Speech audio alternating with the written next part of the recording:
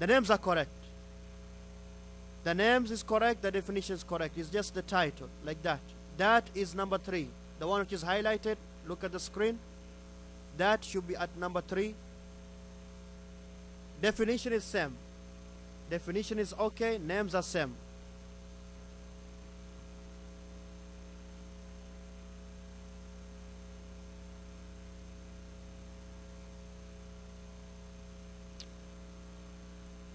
Okay, listen to me.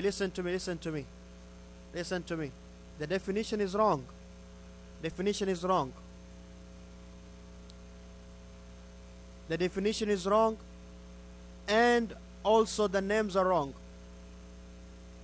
Just number 2 should be number 3, number 3 should be number 2, simple. It's true. Abu Zinad does not reply. Yes, it's true. Yahya ibn Sa'id never met the Sahaba. Yahya ibn Sa'id never met the Sahaba, so this definition is not true. He met some of the Sahaba. Number 2 should be 3, number 3 should be 2. Very simple. So okay, the middle level. Now we do the middle level. These were the successors of whom some of the narrations are from the companions and the rest of them are from other successors. Example, Umar ibn AbdulAziz. Who was Umar ibn AbdulAziz? The Khalifa of? He became the Khalifa of the Islamic Empire, right? When?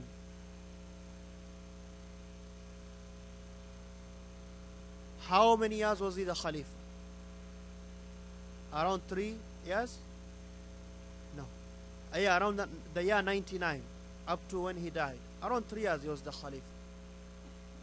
But during that time, life was so good. The Muslims were good. Allah blessed them. To the point that you'll go out with your zakah or your sadaqah and you don't find anyone to give it. No one was poor. No one was poor at that time. You would go out looking for a poor person, you don't find him. Umar ibn AbdulAziz. His grandfather is who? Umar ibn Khattab. So his name is what? Umar ibn AbdulAziz ibn Umar? No?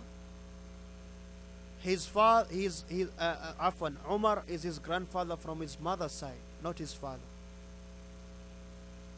From his mother's side. Okay? Now, and we're going to mention Umar after Umar ibn AbdulAziz. He was one of the first people who started the formal compilation of hadith. That's what we're going to talk about. The compilation of hadith into books. When he was the Khalifa, he began that. We will talk to him about him later on. Next we have Mujahid ibn Jubair al-Makki. Mujahid ibn Jubair. Mujahid is famous if you read tafsir. Especially tafsir ibn Kathir. Mention Mujahid a lot. Mujahid was one of the main students of Ibn Abbas. That's why Ahmad and Sufyan al-Thawri, they used to say, when the tafsir of Mujahid comes to you, it is enough. That is enough. Mujahid says, I opened the whole Mus'haf in front of Ibn Abbas 2 or 3 times, and I used to stop him at every ayah. I mean, he had to explain for me every ayah, every verse, 2 or 3 times. Mujahid ibn Jubair. Next you have Salim ibn Abdullah ibn Umar. Salim, the son of Abdullah ibn Umar, the grandson of Umar. Salim narrates a lot from his father, Salim ibn Abdullah. Next you have Muhammad ibn Sirin. Ibn Sirin is famous. Muhammad ibn Sirin narrates from Abu Hurairah. Muhammad ibn Sirin, and others. Then you have, now look at the year Ibn Sirin died. When did Ibn Sirin die? 110. That is the same year the last Sahaba died. So he obviously met the Sahaba. Next you have Ikrimah, Abu Abdullah Ikrimah. Next you have Al-Hasan ibn Abu Al-Hasan Al-Basri. Famous Al-Hasan Al-Basri. His father was a Sahabi. Hassan al-Basri from Abu Huraira, also and others in narrate hadith. Next you have Ata ibn Abi Rabah. Ata ibn Abi Rabah. Then you have Abu al-Khattab Qatada ibn Du'am al-Sadusi. Qatada ibn Du'am al-Sadusi. And Qatada, we mentioned him. He used to do tadlis sometimes. He used to do tadlis. Qatada, he is an imam. He is an imam. Next you have Muhammad ibn Muslim ibn Shihab. Muhammad ibn Muslim ibn Abdullah ibn Shihab al-Zuhri. Al-Zuhri, we are going to discuss him a lot, because he was given the task by Umar ibn AbdulAziz to compile the hadith. Al-Zuhri, that is the we don't say the first person, but the first person formally to compile hadith.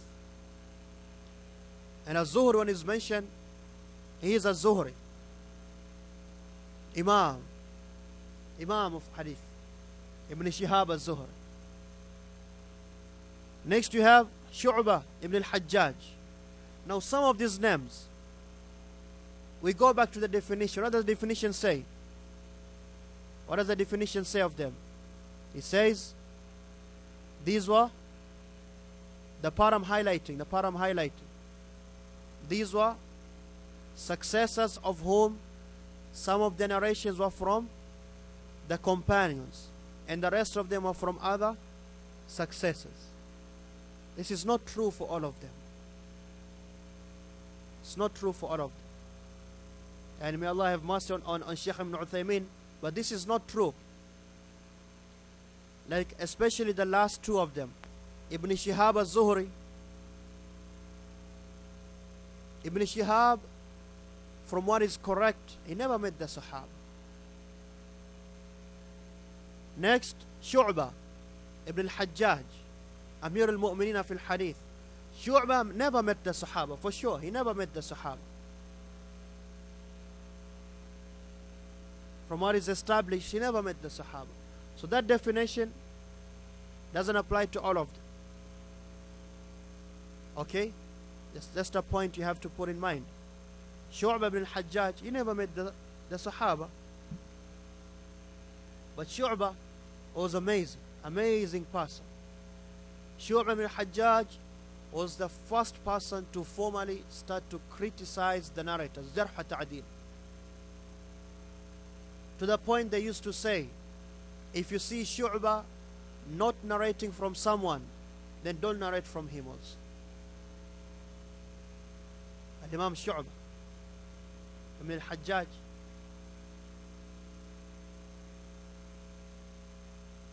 Al-Basri, he was from Basra. And Shu'bah was 10 years older than Sufyan al-Thawri.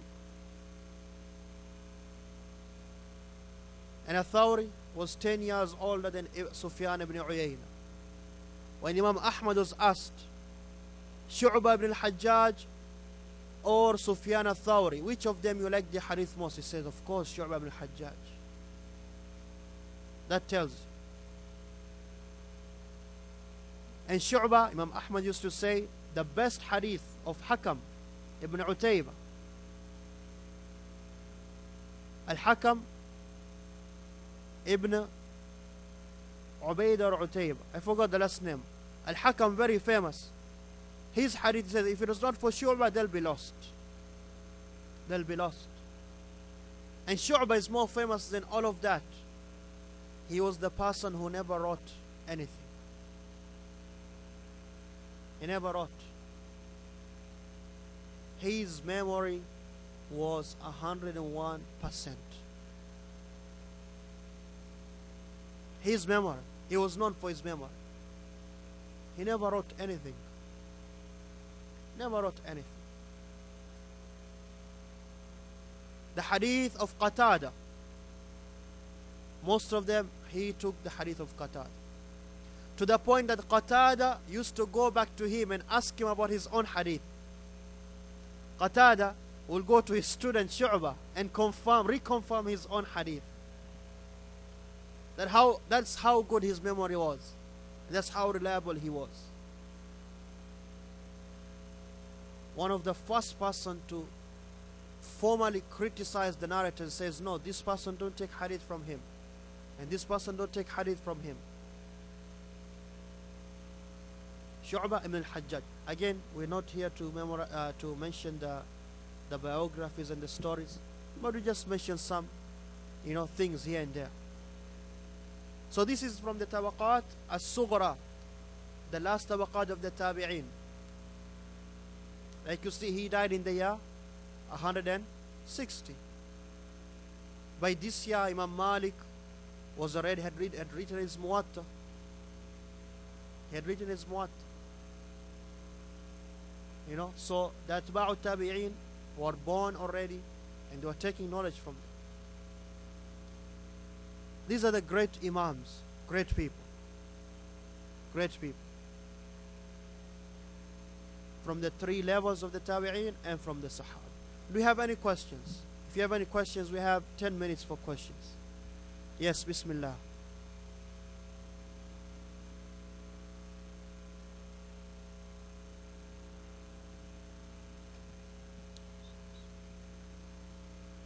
Mursal.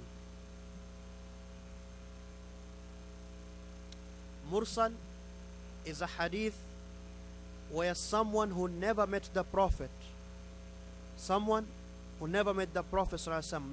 meaning a tabi'i, he narrates from the Prophet. So obviously there's what? There's a break. Because they never met the Prophet, there's a break. And Mursal is from the weak hadith. Right or wrong? It's weak because there's a break in the chain. If they mention a Sahabi, then that's how it's supposed to be. It's accepted. Yes.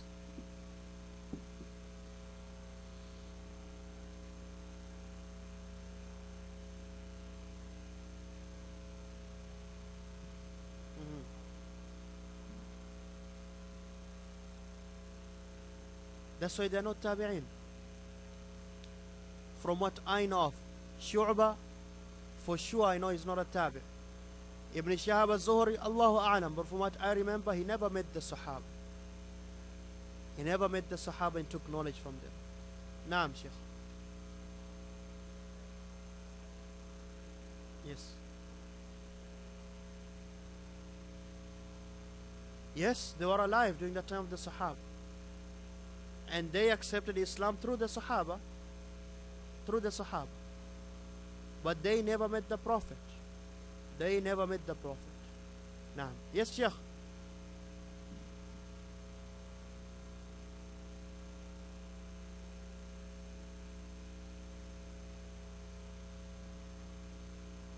Why is it called? Very good question. Why is this book called Sahih al-Bukhari? Why is this book called Sunan Abu Dawud? Why is this book called Jami' al-Tirmidhi? Why is this book called Musnad Ahmad? Why is this book called Musannaf Ibn Abi Shayba? That is the whole point of this course. So stay tuned and be patient, inshallah. We will mention that, Shaykh, inshallah. That is the whole point. Because if I start now, we might miss Isha. Because see, all of this is leading to that. That's why we have to study all of this. All of this is leading to that. You cannot understand the difference. But briefly, Sunan is like the word denotes. Sunan is the practical Sunan of the Prophet ﷺ. The books of the Sunan, they are mainly about the practical ibadat. Practical ibadat. So Abu Dawud, Afwan, Tirmidhi, Ibn Majah, they're called Sunan because they were practical ibadat. Sahih al-Bukhari is because it's all Sahih. But that's not the real name of the book. The real name is a whole sentence. Okay? It is not called Sahih, it's called Jami'. It's called Jami'. We will discuss that, inshallah. Yes, Akhi.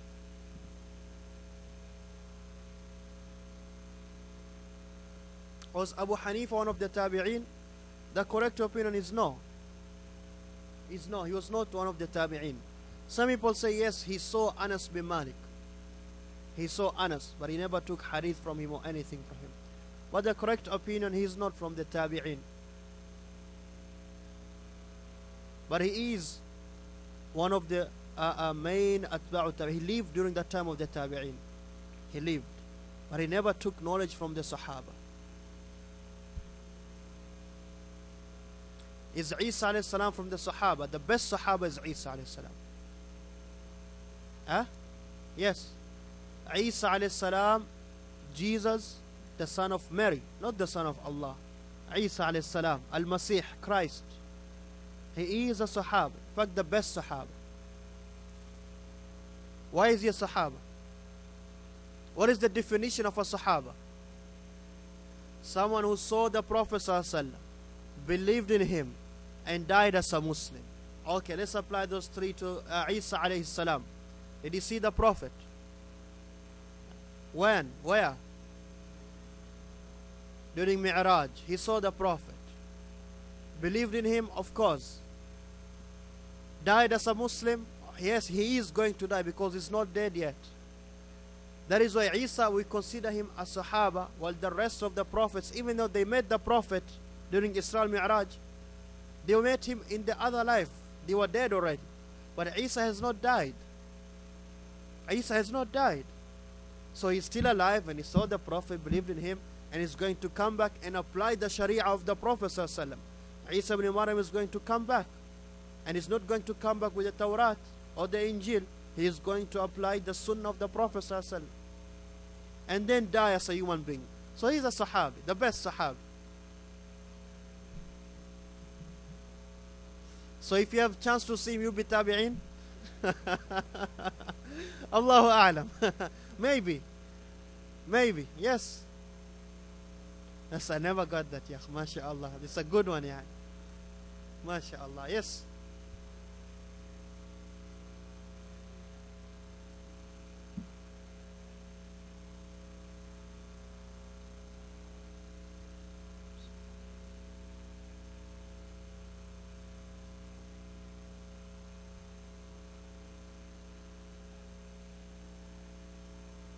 Yeah, so he's going to die though. We know he's going to die. Or he's not going to die. Yes. Or you think, is he going to change his religion? A'udhu billah. So he's a Sahabi. We know he's a Sahabi. Because he saw the Prophet. Okay, let's do like this. He saw the Prophet and he believed in him and he's still alive. Is he a Sahabi or not? Well, okay, he's a Sahabi. He's a Sahabi. It's like, yes, it's like if Abu Bakr was alive today, is he a Sahabi or not? That's it. We base the condition because all of them died. But if you are living during the time of the Tabi'in, if you live during the time of the Tabi'in, the definition of the Sahaba will be what? Someone who saw the Prophet and believed in him. Because they're still alive. You understand? The best Sahaba is Isa ibn Maryam. And if you see him, you could be a Tabi'i also. So your hadith will be very strong, yeah. Any other questions?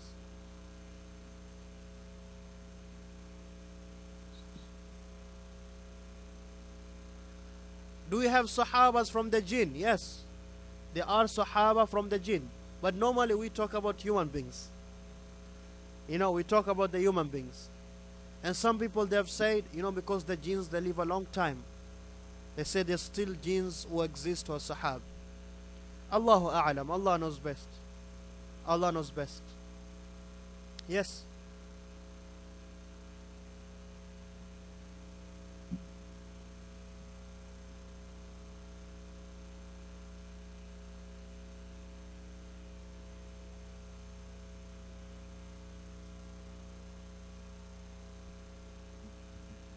Okay, this is a question outside the topic. A question about Al-Imam Ghazali. Can we take from his books? Because in his later part of his life, he turned to Sufism. Al-Imam Al-Ghazali is just like any other Shaykh of the Muslims. Al-Imam Al-Ghazali, if you want to call him Imam, he used to be a philosopher. Philosopher. Far from Islam. Still a Muslim, not saying he was a kafir, no. Still a Muslim, and he was deep in philosophy. Deep in philosophy. Then, when he left philosophy, he became a Sufi. Deep into Sufism. And he wrote the books. Kimya al-Sa'ada. It's called The Chemistry of Happiness. He wrote Ihya Ulumuddin, the most famous book. Ihya Ulumuddin, there's a lot of major mistakes in Aqeedah and Tawheed. Major mistakes. To the point when he was still alive, the rulers of Maghrib al-Arabi, the rulers of North Africa today, the Muslim rulers, they used to ban that book. And whoever, they used to collect those books and burn them. Nobody could hold or could have a copy of Ihya Ulumuddin.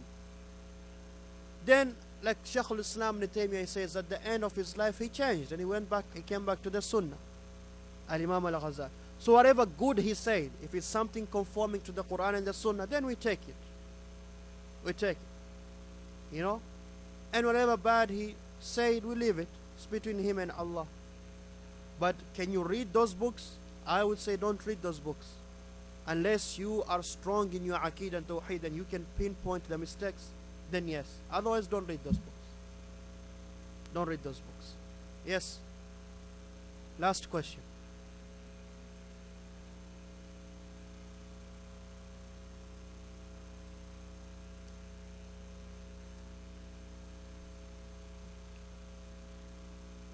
Allahu A'lam. The Prophet ﷺ, according to that hadith, is said, after 100 years, there's no one amongst you who's alive will be on the face of the earth. That's what he said. So according to you, said even the jinns. Allahu A'lam. Like I said, I don't know. I have never met a jinn and asked him that. Do you have any more questions? Yes.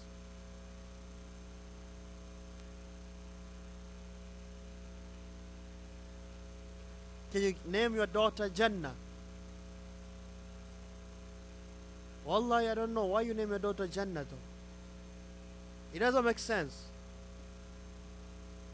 Allahu A'lam, I can't say Allah it's okay or not, I don't know. But there's more good names. Names of Aisha and Khadija and Fatima and Maryam. Yes? The name Salih. Salih means righteous. If you name your son Salih, following the Prophet Salih alayhi salam, that is okay. But if you name your son Salih because you think he's Salih, righteous, then that is what the Prophet used to prohibit. It's wrong. How do you know that he's Salih? How do you know? Naam? Salih?